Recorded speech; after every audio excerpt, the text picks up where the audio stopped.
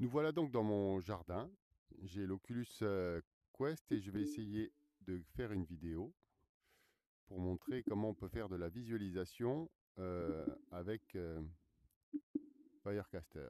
Alors l'adresse est ici, Firecaster VR. Voilà, on la voit ici.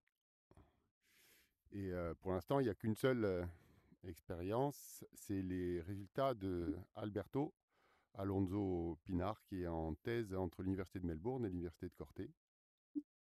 Alors, en réalité augmentée, ça donne ça.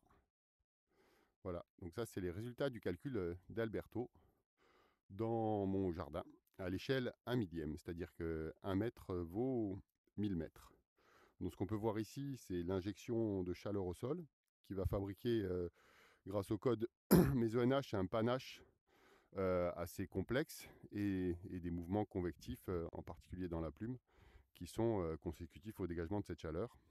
Et ce qu'a fait Alberto, donc dans le code PyBrands, qui est open source aussi, c'est de faire un générateur de spotting, de sautes de feu.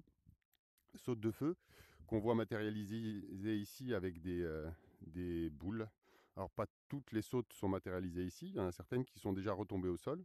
D'ailleurs, ce qu'on voit au sol ici, c'est la densité de sautes. Ici, la couleur des flèches, c'est la TKE, l'énergie turbulente. Et donc on voit que le panache c'est quand même assez complexe avec des rouleaux contrarotatifs et puis un pulse aussi qui permet d'avoir comme ça des vagues. Et ce que permet la réalité virtuelle, bah, c'est de se promener dans le champ de données, regarder un peu comment sont distribuées ces sautes de feu et, et aller voir un peu plus en détail. Alors ça c'est la vitesse verticale qui donne la taille de la boule, donc on voit qu'il y en a qui sont soumises à des fortes une forte accélération verticale négative et puis voilà, puis un peu la taille du panache, un peu ça donne un peu l'idée, comme c'est à l'échelle 1/1000, ben ici je dois être à peu près à 2000 mètres, même si le sol, ma foi, il est plutôt à hop, un truc, si je remets le sol au sol, c'est plus simple, comme ça je peux tourner autour plus facilement, voilà. Donc là j'ai à peu près, si je dois être à 1,50 m, c'est une hauteur de 1000 mètres.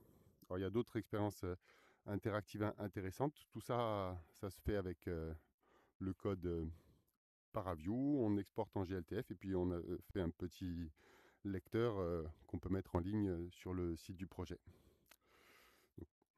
Donc, merci.